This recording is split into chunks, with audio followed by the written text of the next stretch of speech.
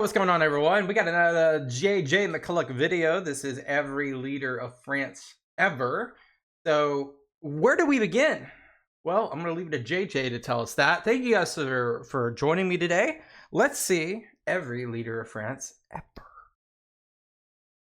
Hello, friends! Today we are going to talk about the exciting world of... Yeah, he's Canadian. Oh, that's funny. Of Regno Chronology. Regno Chronology is basically the idea that you can tell the history of any civilization simply through a list of its rulers. The longer you make that list, and the further back you go, the more you learn about the way that civilization's concept of power and government have changed over time. In my opinion, one of the best countries to use to illustrate this concept is France, because France probably has one of the world's most chaotic evolutions of political authority. Yes, so many revolutions, like 5 at least. There might be more. So let's see what we can learn by listing all of their rulers from start to finish. This video, by the way, was once again brought to you by our old pals at Skillshare. More about them in a bit. Alright, so the modern country of France is the outgrowth of the Frankish civilization of Western Europe, which they say has been around in one form or another for like 2,000 years. After the fall of the Roman Empire in the 5th century, the Franks organized themselves into different kingdoms, with the kingdom of the Western Franks, also known as Francia, being the most important. As was so often the case with kingdoms, the kingdom of the Western Franks was ruled by a hereditary king, who was usually the eldest son of the previous king, and the family that provided those kings was known as the ruling dynasty. The first dynasty to rule Francia was the Merovingian family, who produced about 20 kings. So the Merovingians, 428 to 751, started with Clodion, ended with Childeric III. This is where you get Clovis the First, which I recognize.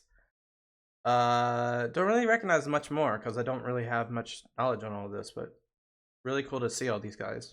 But by the 8th century, their power was starting to be eclipsed by a rival family of Frankish aristocrats from the east, known as the Carolingians. In 751, the head of the Carolingians convinced the Pope that his family, and not the Merovingians, should be the rulers of the Franks. And that was the end of the Merovingian dynasty, because in those days the Pope had final say over everything. The Carolingians then provided France with its next dozen or so kings.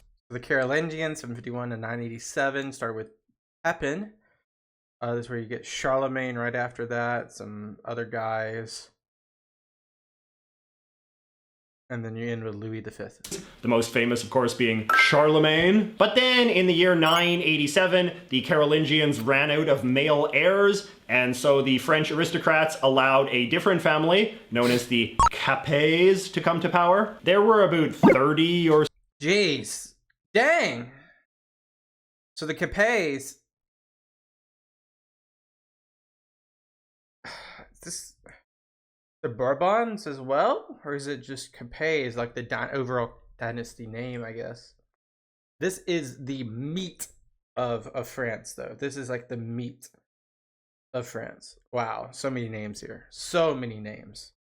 Or so Capet kings in a row until the 18th century, in which the French monarchy system finally began to break down. For a variety of reasons, the French royal family had become increasingly unpopular by the 1700s, and in the 1790s, a broad coalition of French society united against the decadent and out-of-touch Capet family. And of course, everyone knows what happened next: the French Revolution. In 1792, the King of France, Louis XIV, was formally overthrown when an assembly of revolutionaries declared France a republic. A few months later, that same parliament voted to execute the king, making the transition even more permanent. This created a new government that we now call the First Republic. So, who became ruler of France after the king was dead? Well, by this point, the leaders of the French Revolution were what we might call extreme left-wingers. They wanted France to adopt a radical new political system that rejected all forms of hierarchy in favor of collective leadership and consensus-based decision-making. So instead of having one single ruler making all of the big decisions,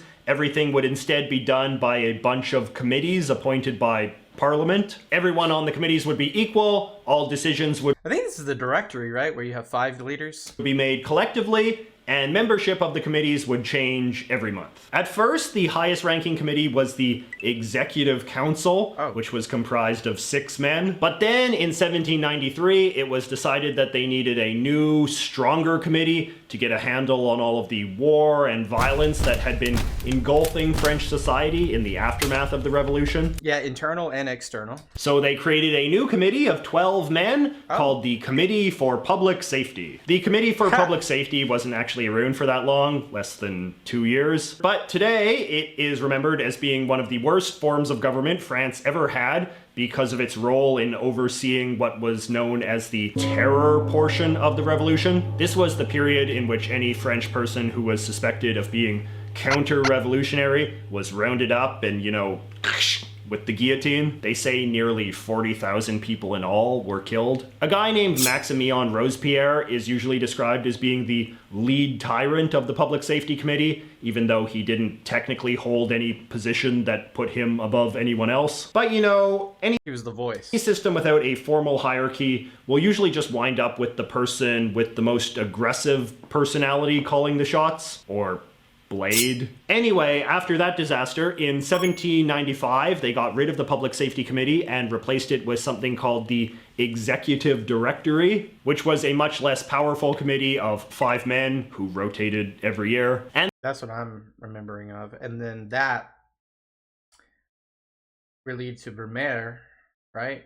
And then Brumaire, you have 3, almost like a triumvirate.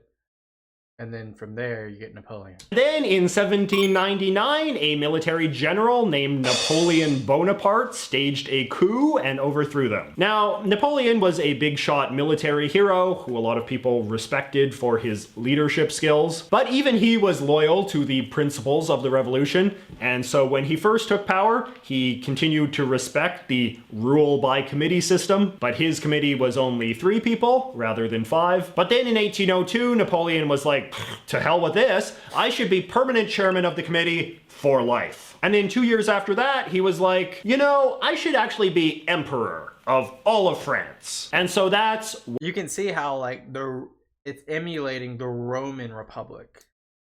What happened. They had a big... To the Roman imperialism. Coronation and everything. Napoleon hung around as emperor of France for 10 years. What movie was that?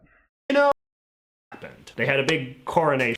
The 2000 version of Napoleon. Okay. And everything. Napoleon hung around as Emperor of France for 10 years, during which time he invaded and conquered much of Europe. But then the tide turned, and after a botched invasion of Russia in 1814, he was forced to resign and flee France. With the backing of the other major European powers, the exiled heir of the Capet dynasty, Louis XVIII, was He's back from Belgium. Installed as King of France. But a few months later, Napoleon successfully invaded Paris and reinstalled himself as emperor in what the French call the 100 Days. This triggered another period of European warfare, and Napoleon was defeated and exiled a second time, and Louis XVIII was installed as king a second time. The restoration of the Capet dynasty seemed like it marked a return to normal for France after the revolution, but there were still a lot of serious unresolved questions about what sort of political system France should have. King Louis died in 1824 and was replaced by his brother, King Charles X,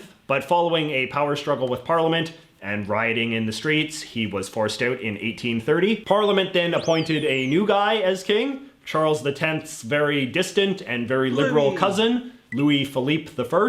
Louis Philippe was the last king of France permanently, forever. His government is generally seen as a sort of pathetic last-ditch attempt to keep France as some kind of monarchy, even a very weak one. But by 1848, France was once again engulfed in political turmoil, and it was Louis Philippe's turn to resign and flee into exile. The parliament voted to end the monarchy a second time, triggering what we now call the beginning of the Second Republic. This republic was set up much more like the United States and much less like the crazy rule by committee system they had used the first time. So in 1848, France had its first ever presidential election, and guess who was elected as the first ever president of France? The third! That's right, Napoleon the Third. Napoleon III was the first Napoleon's nephew, Napoleon II having died in the meantime. President Napoleon was very proud of his family legacy and wanted to copy his uncle as much as possible. So after a few years as president, he also declared himself Emperor of all of France in 1852. And like his uncle, Napoleon III was also into ill-conceived European wars. After leading France into a disastrous war with neighboring Prussia in 1870, he too was overthrown and fled into exile, becoming a bit of a theme now. The French Parliament then adopted a new constitution that introduced a new system of government under a more pure parliamentary system. From now on, the head of the government would be a prime minister, and the prime minister would be the head of whatever was the majority faction in the parliament. Alas, this proved to be a very acrimonious system. The French parliament of that time was horribly divided into all of these preposterous factions. You know, you had like extreme left-wingers, and then like super hardcore monarchists, and then like pro-Napoleon people, and then like ultra-fundamentalist Catholics, and Lord knows what else. It's made it very difficult to cobble together anything resembling a majority coalition. As a result, for the next 7 decades, France had a different prime minister almost every single year. Dang. Was it set up by design that way? It looks like it. This is considered one of the most stable periods of French government. In June of 1940, France was conquered by Nazi Germany. So that's where you get Vichy France, where you have a top and a bottom. To negotiate France's terms of surrender, the parliament appointed a guy named Marshal Pétain as emergency prime minister. Pétain had been a heroic military leader during the First World War, and a lot of people saw him as someone who could lead France during this time of crisis. Under the terms of the surrender deal, the Germans took control of Paris and all of northern France, while Petain's government was allowed to retain control of the southern half of the country. The capital of independent France was moved to the city of Vichy. And I actually have a coin from this time period. That's why it's called Vichy France. And the government that followed is usually referred to as the Vichy regime. After the surrender, a lot of French politicians blamed their country's humiliating defeat on democracy, or a certain weakness in the national character. There became a lot of support for turning France into a fascist dictatorship of the sort that seemed to be having a lot of success elsewhere in Europe. So in 1940, the parliament voted to abolish democracy and turn Pétain into their very own fascist dictator. Really? Today, Marshal Pétain is seen as one of the great villains of French history for his government's willingness to work within the Nazi-ruled European order. After the 1940 defeat, France tried to stay neutral for the remainder of the war, though a lot of historians would argue that Pétain was really just a German puppet who only I was thinking that. He had to be a puppet. Had as much power as the Nazis were willing to give him at any particular time. After the Allied forces liberated Paris from the Nazis in 1944, a guy named Charles de Gaulle was installed as the interim leader of a new non-fascist government for France. De Gaulle was an army general who had fled France to oppose the Pétain regime from London, where he led a Allied-backed government in exile. He served as head of the temporary government for a year and a half, followed by 3 other men, until in 1947, France adopted a new democratic constitution. It wound up being a lot like the old pre-war one. They call this the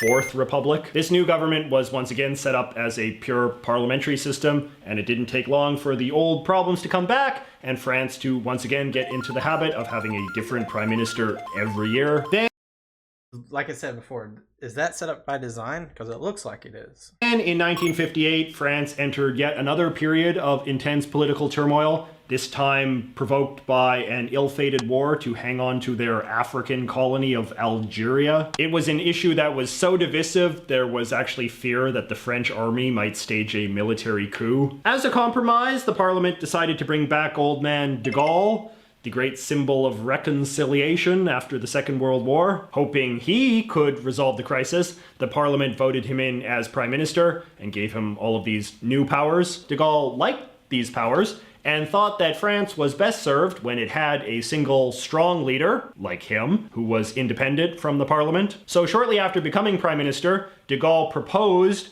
and the French voters eventually approved, a new constitution in which the head of the government was a powerful president who was directly elected for a 5-year term. This became known as the Fifth Republic, and it is still the system that France uses today. President de Gaulle resigned in 1969, and Georges Pompidou was elected in his place. Then came Giscard d'Estaing, Francois Mitterrand, Jacques Chirac. Seems like it. I guess these are 2 terms, right? Nicolas Sarkozy, Francois Hollande, and of course today, Emmanuel Macron. So there you go, the complete history of France told by Regno Chronology. This was a pretty difficult video to make, only because I had to research so many different things, and I tend to get kind of overwhelmed when I'm taking on a really big, ambitious project. But you know who's good at teaching you how to Skillshare. Is that it? Pretty sure that's it. Wow. Did not know, like, I've been very much, you know, if you're a long-time subscriber, you know, we did the Napoleon series. We haven't really touched too much between, like, what do you call it? The Merovingians to like 1792 we haven't touched on, and then we've kind of touched on the 19th century politics with like Charles and Louis Philippe, and then of course Napoleon III, and of course Napoleon I, and Louis the 17th. We've kind of touched on that a little bit, but not in the degree where we can be continuously, you know, confident in that, at least for myself.